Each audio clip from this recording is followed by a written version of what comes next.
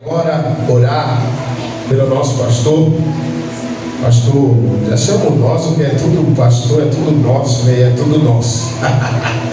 Pastor Wellington vai estar ministrando a poderosa palavra desta noite, e eu tenho certeza que Deus já colocou uma palavra poderosa no coração dele. Quem crê, posso ouvir um amém? Amém! Glória a Deus. Pastor Diego, vem para cá. Vem orar pelo pastor Wellington, que vai estar dentro da poderosa palavra. Aleluia, Jesus. Companheiros da paz do Senhor, vamos ficar de pé, estenda as mãos para cá. Que Deus irá falar conosco através da tua palavra.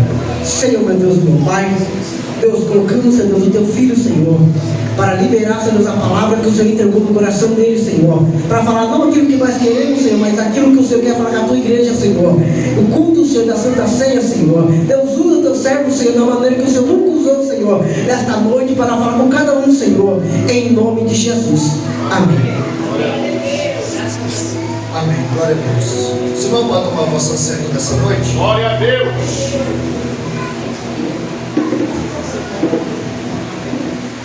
Nessa noite, quero cumprimentar os obreiros.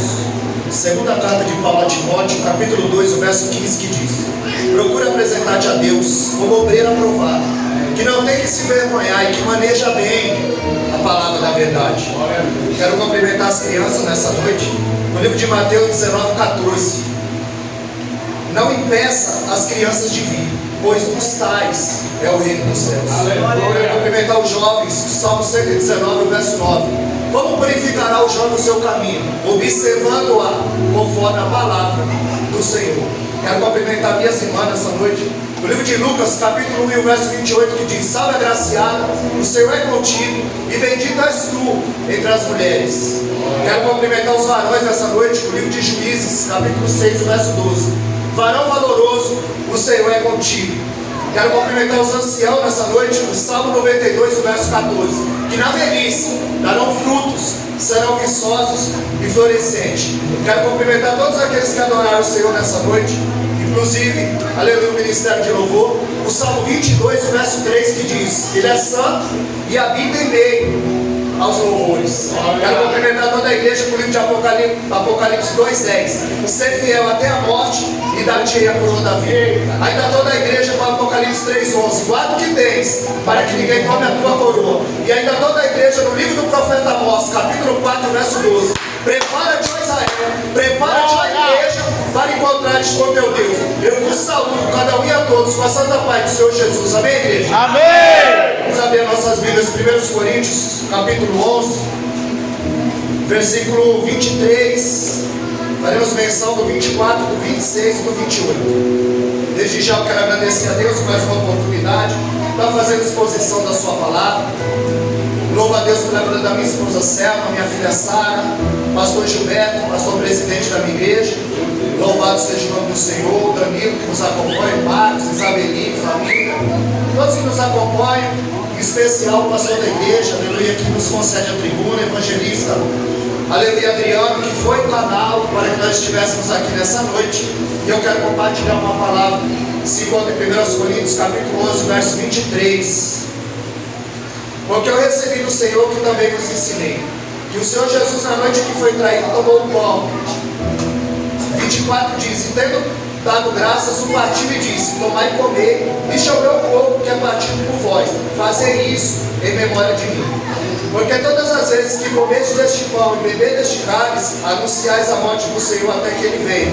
E o 28, examine-se, pois, o homem a si mesmo, e assim coma desse pão e beba desse cálice. Louvado seja o nome do Senhor. Glória a Deus. Como o pastor frisou bem aqui,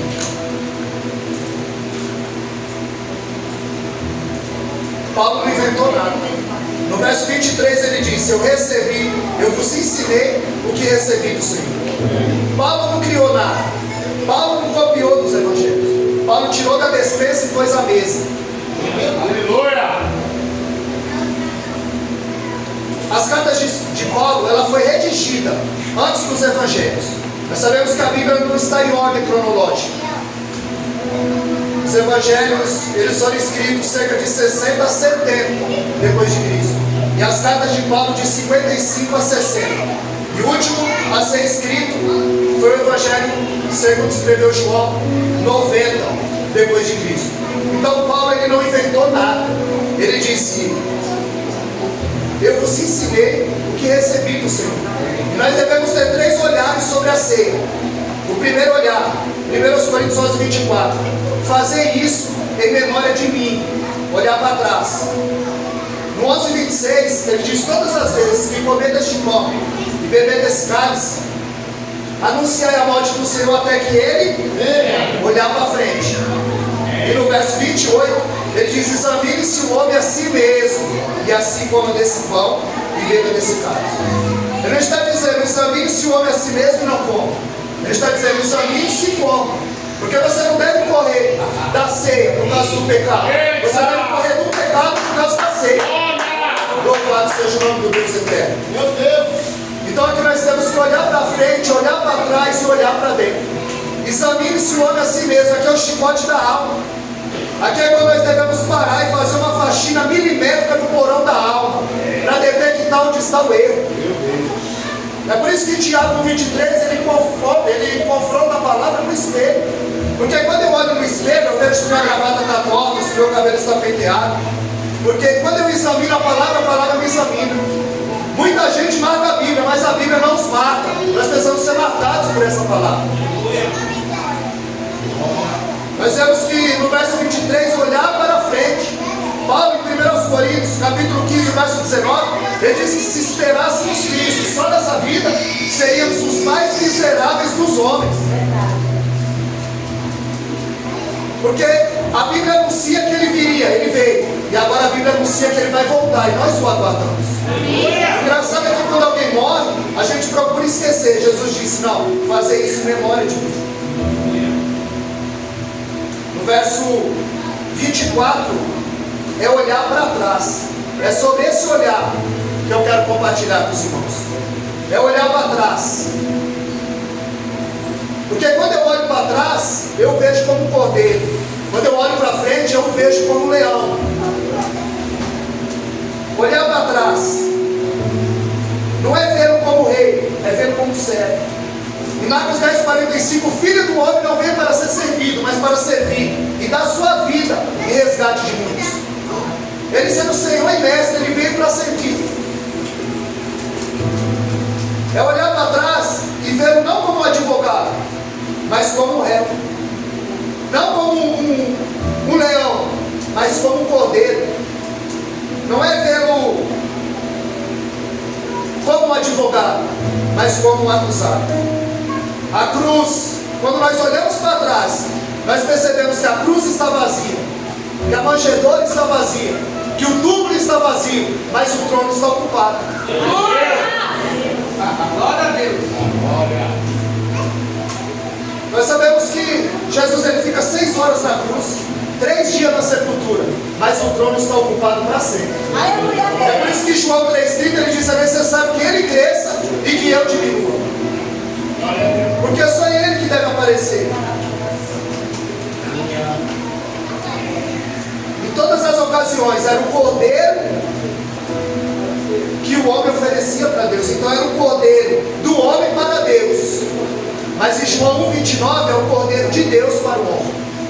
É o que tira o pecado do mundo. Olhar para trás e ver como cordeiro é entender que a cruz não foi um acidente. A cruz estava na agenda do Pai. Para isso ele veio. Apocalipse 13:8, o cordeiro que foi morto antes da fundação do mundo, já era o projeto de Deus. Esse culto já estava marcado há muitos anos atrás. É a agenda do Pai, é a permissão do Deus eterno. É olhar para trás e ver que a iniciativa foi dele. Quando nós vemos 1 João 4,19, nós o amamos porque ele nos amou primeiro. A iniciativa foi dele. Nós vemos em Romanos 5,8 que Deus prova o seu amor para conosco, em que Cristo morreu ao seu tempo por nós, sendo nós ainda pecadores. A iniciativa foi dele. Ele não esperou você melhorar. Ele te amou do jeito que você é. Ele te chamou do jeito que você é. 2 Coríntios 5,21, aquele que não conheceu o pecado, se fez pecado por nós. Gálatas 3,13: maldito todo aquele que for pendurado no madeiro. Ele sendo bendito, se fez maldito por nós. Ele sendo santo, se fez pecador por nós. Quando nós vemos em 2 Coríntios capítulo 8, verso 9, a Bíblia diz que ele sendo rico, se fez pobre, para que por meio dele nós enriquecêssemos. Você é rico e não sabe?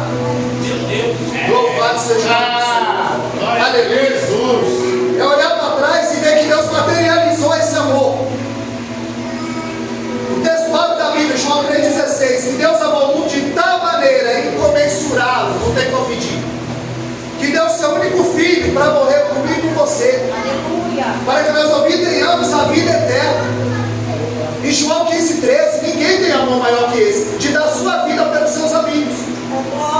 Então Deus ama e dá seu filho, Jesus ama e dá sua vida. Nós dizemos que amamos, e o que estamos dando? Materializar o amor. Primeira carta de João 3,18, ele diz: não amemos de palavra nem de língua, mas de fato e verdade. Meu Deus. Eu vi agora o trabalho do evangelista Anderson e o evangelista Adriano e a sua esposa. Agora eles não fazem aquele evento para ser salvo, faz porque é salvo. Porque a verdadeira fé ela vem seguida de obra. Ele materializa o amor. O primeiro milagre da igreja primitiva foi estender a mão e levantar o que estava caído. Aleluia. Nós precisamos materializar o amor. Se todo o mar fosse tinta e toda nuvem fosse papel, não daria para descrever o amor de Deus. É incomensurável. Não tem como medir. Quando eu quero uma definição para a palavra amor, eu não vou ao dicionário. Eu me volto para o Calvário e eu começo a entender o que é amor. Quando eu olho para a cruz, eu começo a entender o que é perdão. Porque ele diz: Pai, perdoa, não sabe o que fazem. E a gente não consegue perdoar quem nos feriu. Jesus perdoa quem nos feriu. Eita, Jesus! Obrigado, Pai. É olhar para trás e ver que o Verbo se fez carne. Ele bebeu a nossa água, comeu o nosso pão, chorou a nossa lágrima, levou nossos pecados e morreu no nosso lugar. João 1,29 é a resposta de Gênesis 22. Porque Isaac está perguntando: aonde está o cordeiro? E muitos anos depois, João 1,29 vai dizer: eis aí o cordeiro que tira o pecado do mundo. Ele não come, ele tira. Meu Deus. Porque Hebreus 9,22, a Bíblia diz que sem derramamento de sangue não há remissão do pecado. Mas Jesus, ele varre todas as vítimas do altar. É por isso que em Romanos 12, o apóstolo Paulo diz: rogo-vos que apresentei os vossos corpos em sacrifício vivo, que é o vosso culto racional. Mas hoje eles não querem pensar, eles querem sentir. E a maior evidência de quem está cheio do Espírito Santo não é pular, não é girar, não é gritar, não é cantar, não é pular, não é falar em língua. É quando eu tenho a oportunidade de pecar e peca. É quando eu posso mentir e não minto. É quando eu posso adulterar e não adultero. É quando eu posso passar alguém para trás e não faço. Porque eu estou cheio do Espírito Santo. E eu conheço a verdade do Evangelho. É entender que Jesus é a oferta e o ofertante. É entender que Jesus é o sacerdote e o cordeiro. O pastor estava falando aqui da oferta. Se o seu coração não se alegra, por quê? Porque antes de receber a oferta, ele recebeu o ofertante. Por que ele rejeitou a oferta de Caim? A resposta está lá em 1 João 3,12. A Bíblia diz que Caim era do maligno e que suas obras eram más. Antes de Deus receber a oferta, ele recebe o ofertante. Como é que está a tua vida diante do altar do Senhor? Louvado seja o nome do Senhor. É entender que Gênesis 22, o cordeiro substitui uma pessoa, Isaac. Em Êxodo 12, o cordeiro substitui uma família. Isaías 53 substitui uma nação. Mas em João 29, esse cordeiro substitui todas as nações. Coisa linda, Jesus. Porque o homem sempre tentou abrir um caminho da terra para o céu. Mas quando Jesus envia o poder, Ele está abrindo um caminho do céu para a terra. Nós temos livre acesso ao trono do Pai. Nós precisamos colocar nossa vida no altar. Porque antes Ele receber a oferta, o teu louvor, a tua oração, Ele recebe você. Aleluia. Glória a Deus. Senão vai acontecer como no caso do profano Geazi. Eliseu disse: pega o meu bordão, leva, encosta no menino, o menino vai reviver. Geazi pega o bordão, vai, encosta no menino, o menino revive. O problema era o bastão? O problema era quem carregava o bastão. Não tem compromisso, não tem intimidade, não tem secreto.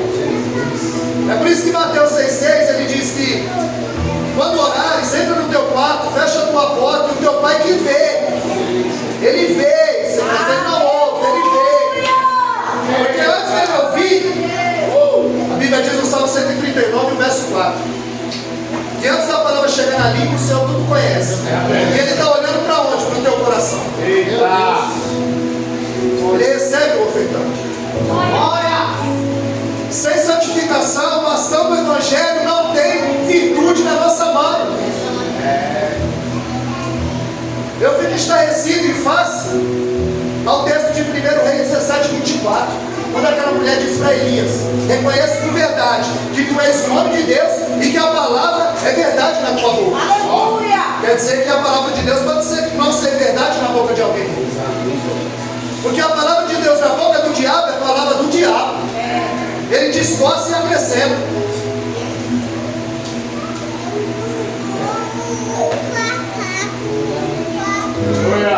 Glória a Deus. É olhar para trás e ver a igreja primitiva, que sem a ação do Espírito Santo, sem o Espírito Santo, a igreja não respira o oxigênio do céu. Nós chegamos aqui, fomos bem recebidos, sentimos a graça do Deus eterno, percebemos que a igreja gosta de Bíblia, porque tem muito lugar aí que está como 2 Crônicas 34. A Bíblia diz que Josias mandou fazer uma reforma no templo. Enviou o sacerdote Uquias e o escrivão Safã. E a Bíblia diz que Uquias achou o livro no templo. Se ele achou, estava perdido. E aonde? Dentro do templo.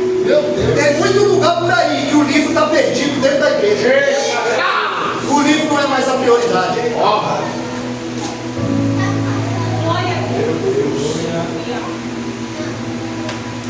Em Lucas 3:2, e veio a palavra de Deus a João no deserto. O que a palavra está fazendo no deserto? É quando a liderança não tem compromisso. É quando os obreiros têm compromisso. Aí a palavra fica no deserto, de lado, encostado.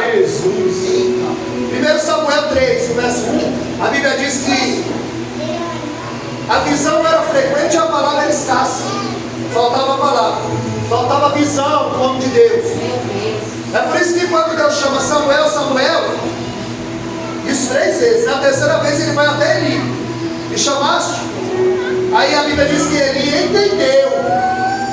1 Samuel 3:8, ele entendeu que era o Senhor. Não, ele conhece, mas não ouve mais. Tem muita gente que diz que conhece, mas não ouve mais, não obedece mais, não serve mais. É olhar para trás e ver que está nascendo agora o falso evangelho. O evangelho que promete, o falso evangelho, crivado de erro, que promete prosperidade e não renúncia, que promete conforto ao invés de sacrifício. Aleluia. Atrai multidão, mas não nasce de novo. A igreja só cresce para o lado, mas em profundidade. É muito trovão e pouca chuva. É muito ajuntamento e pouco levantamento. Louvado seja o nome de Deus eterno. São filhos de crente, mas são filhos de Deus. Tem um nome no rol da igreja, mas é no livro da vida. São batizados com o Espírito Santo. Alabança,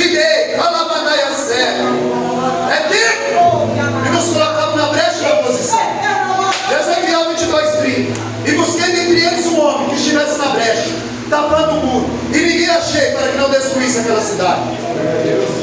É tempo de se colocar na brecha, porque os dias são maus. E Tiago 5,9, o juiz está às portas. Aleluia! Glória a Deus. Tem muita gente que está pensando que está cheio de Deus, mas é Deus que está cheio de Deus. Ó, Felipe, Deus que o diga. Tem morte na panela. Esse evangelho tem ludibriado muitos obreiros. Verdade, Senhor. Só sara do físico e a enfermidade da alma. Meu Deus! Aí tem gerado um povo fraco e doente e só tem engrossado a fileira do evangelho. Porque ser crente hoje está na moda. Todo mundo quer ser crente. Mas a Bíblia diz em Tiago 2,19: tu crês que é um só Deus?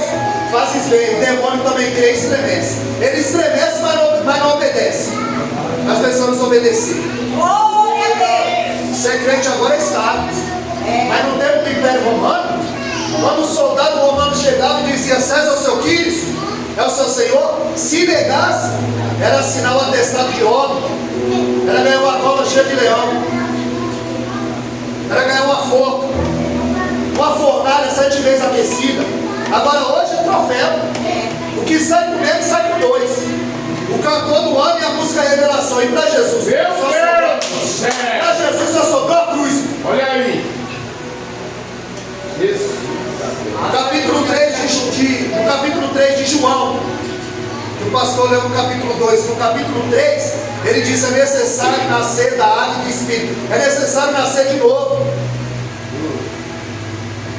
Nós vemos em Atos 8, um homem chamado Simão, conhecido pelas artes mágicas. Ele ouviu o Evangelho, ele viu o milagre, ele professou a sua fé em Jesus, ele foi batizado, mas ele nunca nasceu de novo. Quando ele vê Pedro e João impondo a mão e eles receberam o Espírito Santo, ele disse, ofereceu dinheiro e disse: dá-me desse poder. Ele queria comprar poder. Aleluia! E o poder não compra, irmão, é oração, jejum.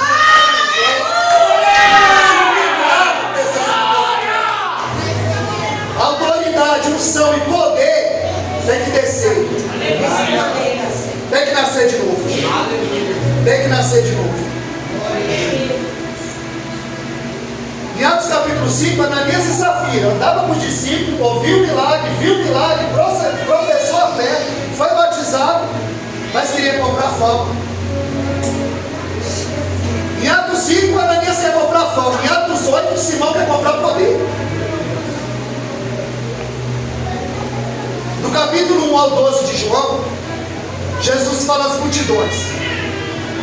Do capítulo 13 a 17 é o intensivo para os discípulos. E do capítulo 17 em diante é a sua paixão. Ele vai cumprir uma agenda que o Pai estabeleceu. Jesus, ele disse às multidões, mas no traidor ele só falou a 12. E só para 3 ele disse: a minha alma está angustiada até a morte.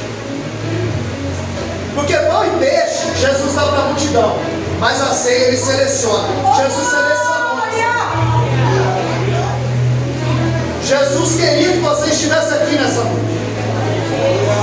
Louvado seja o nome do Deus. Glória, glória, glória, glória, glória, glória a Deus. No primeiro momento Jesus ora e chora. A Bíblia diz aos Hebreus 5 e o verso 7 que ele oferecendo-se com clamor e lágrimas aquele que poderia livrá-lo. Quando Jesus chama os 3, os íntimos: a minha alma está angustiada até a morte, vamos orar comigo. A Bíblia diz que no primeiro momento Jesus ora e chora, ele vai e os discípulos estão dormindo.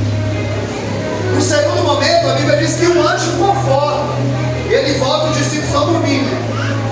E no terceiro momento Jesus ora, chora e transpira sangue, tamanha agonia.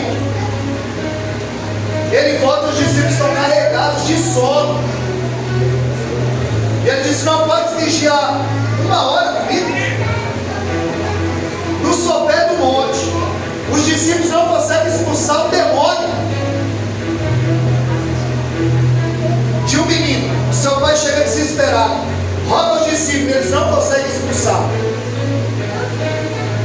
falta poder, falta autoridade, falta compromisso. Aleluia! Porque ao invés deles orarem, eles dormiam. Tem muita gente que está dormindo espiritualmente, mas hoje Jesus vai te acordar. Hoje você vai enfrentar na terra para marchar. Louvado seja o nome do Senhor. Pedro ele dorme quando devia orar. Pedro ele fala quando devia ouvir. Pedro ele luta quando devia se entregar. Pedro ele nega quando devia confiar.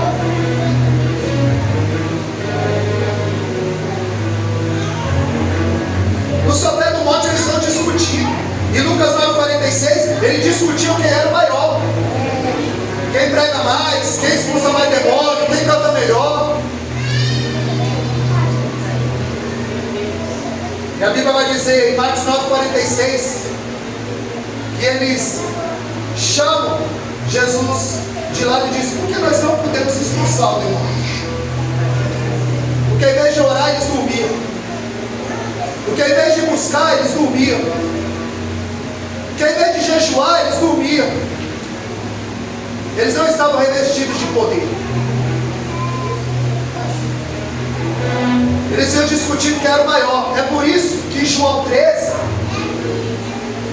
quando Jesus chega no cenário, ali já está o poder assado, as ervas amadas, o jarro divino, os pães asmos, sem fermento.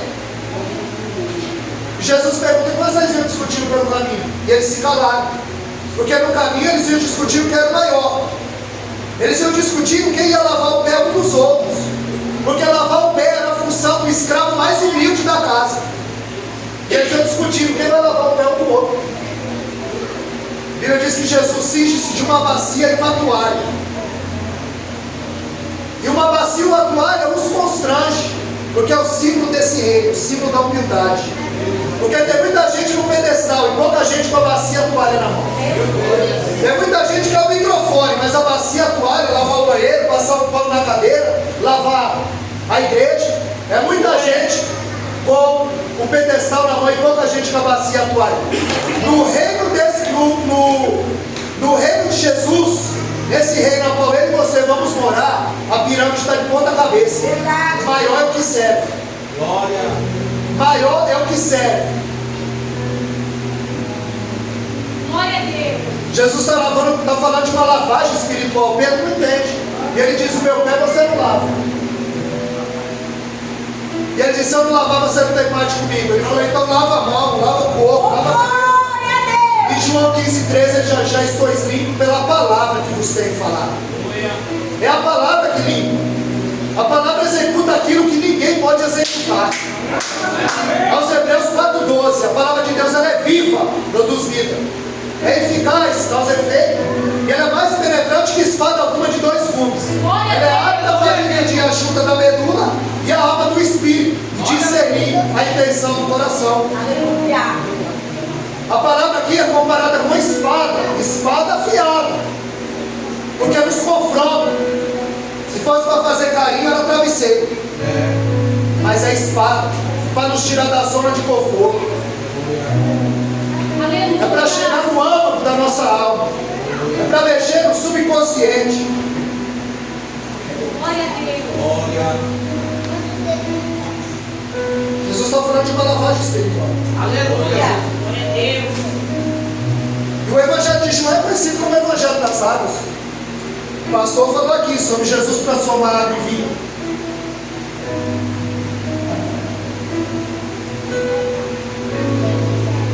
No capítulo 1, Jesus é batizado nas águas. No capítulo 2, ele transforma água em vinho. No capítulo 3, ele fala que é necessário nascer da água. No capítulo 4, ele fala para aquela mulher que tem água viva. No capítulo 5, diz que quando as águas do tanque de Siloé eram agitadas, quem pulava primeiro.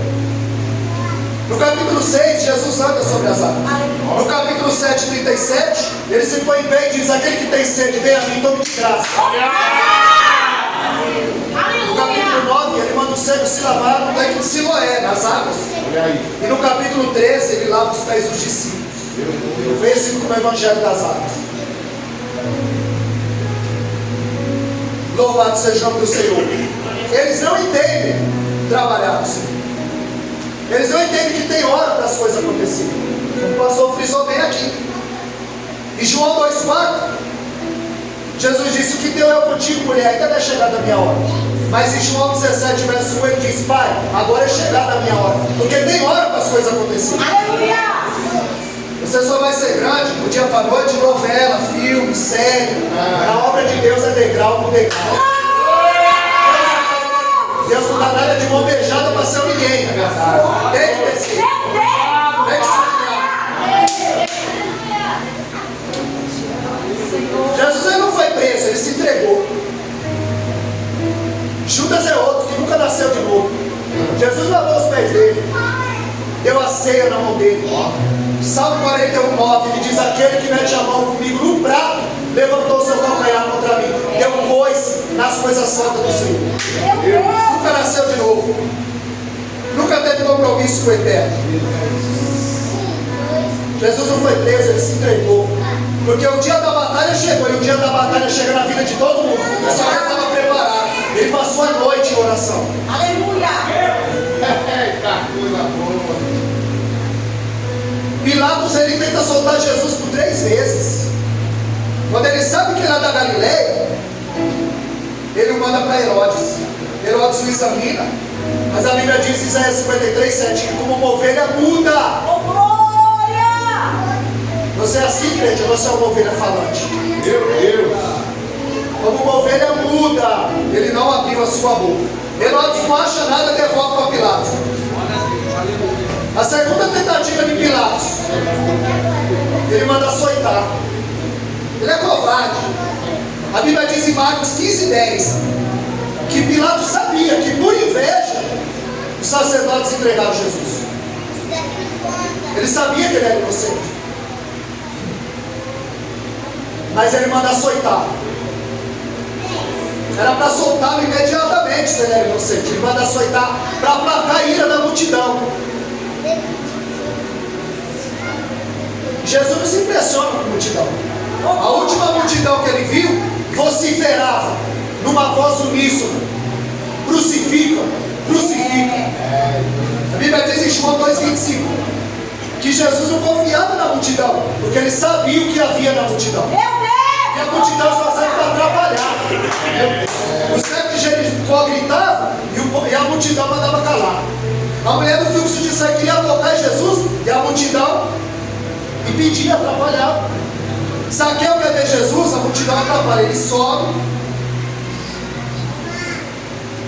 E João 5, no tanque de Betesda, Jesus disse: quer ser curado? Ele disse: quando eu vou, por uma multidão na minha frente. Em Marcos 2, e o verso 4, a Bíblia diz que aqueles 4 amigos pegaram o paralítico, não conseguiram entrar, abriram o telhado e desceram, por causa que a multidão atrapalhava. Sai fora da multidão. Oh, aleluia! Deus tem negócio com multidão. Quanto mais perto Jesus chegava da cruz, menor era a multidão que cercava.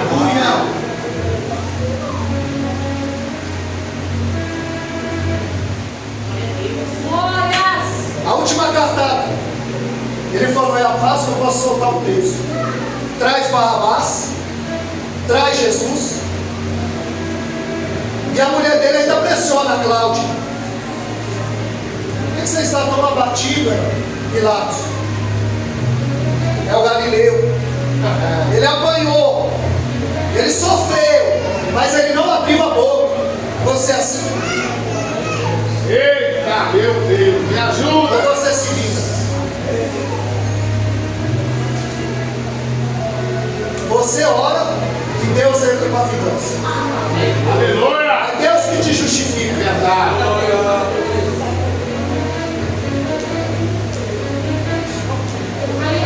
E ela diz: olha, essa noite eu sofri muito por causa desse homem. E algo me dizia: ele é justo. Ele sabia. Mas ele estava interessado nas alianças políticas. Ele estava com medo de perder o carro. Paulo disse em Gálatas 1:10 que quando eu quero agradar o homem, eu não estou agradando a Deus. É por isso que eu não sou soprador de microfone, abanador de igreja. Meu Deus. Eu não vim enfeitar o pavão, porque o pavão ele já enfeitou. E nem passo a mão na cabeça de seu ninguém, porque eu não sou cabeleireiro. Glória! Eu vim pregar a verdade, a palavra do Deus é Aleluia, Jesus. Eu não posso passar 1 milímetro na frente dele, mas também não posso deixar 1 milímetro para trás. Glória a Deus! Eu vim lá de Guarulhos, lá de Cumbica, lá do outro lado. Foi para fazer a vontade do Deus eterno. Aleluia! Bendito seja você. Pega uma coroa de espinho, vai encerrar. Pega uma coroa de espinho, bate com o caniço e fica, fura a sua testa, o seu crânio, veda os seus olhos, espanca o nosso mestre e diz: profetiza quem foi que te bateu. Tu não é rei, eis aí a tua coroa. Pega o nosso mestre, cospe nele, quero sinal de desprezo, cuspido pelos homens, adorado pela igreja, adorado pelos anjos. Pega o batido, pregam a mão dele. A segunda, o salmista diz: esticar o nosso mestre, porque aquela cruz era de Barrabás, um homem zarrão de 1,90 m. Porque aquela cruz não era dele, aquela cruz era minha, aquela cruz era sua, aquela cruz era nossa, aquela cruz era vossa. De Jesus nunca foi a cruz, de Jesus sempre foi a honra, sempre foi a glória, sempre foi o poder, para sempre. Aleluia! Glória a Deus. Glória a Deus. Eu imagino Jesus passando e vendo com seus olhos machucados toda aquela multidão que ele multiplicou pão, peixe e entregou na mão deles. E agora eles estão ensandecidos, gritando: crucificam. Era um espetáculo. Quando pregam os pés dele, eu imagino que ele se contorce de dor. Aleluia, Jesus. Isaías diz que o castigo que estava sobre ele nos traz a paz. Ele disse: Pai, se possível, passa de mim esse cálice. Que cálice é esse? Em João 10,30 ele disse: eu e o Pai somos um. Mas na cruz, teu pecado manchou a alma dele. E por 1 milésimo de segundo, ele vai se ver separado do Pai. É por isso que ele diz: Eloi, Eloi, lama sabachthani. Pai, por que me desamparaste? Ele está na cruz, ele olha para o céu. Quando ele vai dar um sorriso, o Pai está de costas. Porque o meu pecado e o teu pecado manchou a alma dele. Livro do profeta Abacuque 1,13 diz que ele é tão puro de olhos que ele não pode ver o pecado. Aleluia! Como o rei caminha para sua coroação, assim Cristo caminha. Mas essa coroa era de espinho e esse trono era uma cruz. Nós olhamos para trás e começamos a entender que não foi a traição de Judas, não foi a inveja do sacerdote, não foi a voz uníssona do povo, não foi a indiferença de Pilatos. Quem entregou Jesus para morrer foi o Pai por amor. Aleluia, Jesus. O Pai por amor a mim e a você entregou seu Filho. Em João 10,18 ele falou: ninguém tira a vida de mim, eu tenho poder para dar e tornar a tomá-la. Ele estava no controle. A Bíblia diz que 2 dias antes os sacerdotes combinavam de matar Jesus. E 2 dias antes, Jesus dizia aos seus discípulos: eu vou ser entregue na mão dos pecadores. Quando os homens pensam que estão tramando contra a tua vida, só está empurrando você para o centro da vontade de Deus. Aleluia, Jesus. Foi assim com José. Você vai falar como disse José em Gênesis 50:20: o mal que me fizeram foi o bem que me trouxeram. Judas o entregou por ganância, os sacerdotes o entregaram por inveja, Pilatos o entregou por covardia. Deus não se impressiona no seu ninguém. Ele é soberano. Ele sabe o que permeia, o que perpassa no coração de cada um. Quem entregou Jesus para morrer foi o Pai por amor. Ele materializou esse amor. Ele não escreveu com letras de fogo nas nuvens. Ele estampou na cruz. Jesus disse: fazer isso em memória de mim. Aleluia! Os dois no caminho de Emaús. Quando partiu o pão, os olhos dele foram abertos. Deus vai abrir o olho de crente aqui nessa noite. Deus vai abrir meu olho aqui nessa noite. O olho espiritual vai ser no partir do pão. Que 2025 o Senhor abre os nossos olhos espirituais, nossos ouvidos espirituais, para que nós possamos entender a vontade do Senhor para a nossa vida.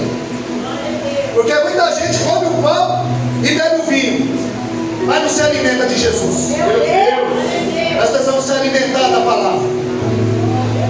Nós precisamos se alimentar. Paulo não inventou nada. Ele tirou da dispensa e pôs a mesa. O pão nós temos, a palavra, mas a dispensa está vazia. O forno está frio. As pessoas não oram mais. As pessoas não leem mais. Nós não podemos generalizar, mas ser crente agora é moda. O que estão fazendo com o Evangelho? Nós temos que voltar a viver o Evangelho genuíno. Amém, amados? Amém. Deus abençoe a igreja e as palmas lá para nós.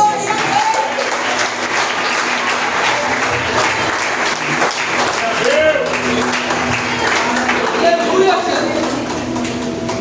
Glória a Deus. Amém, meus irmãos. Amém. Deus abençoe a vida do nosso pastor. Palavra poderosa.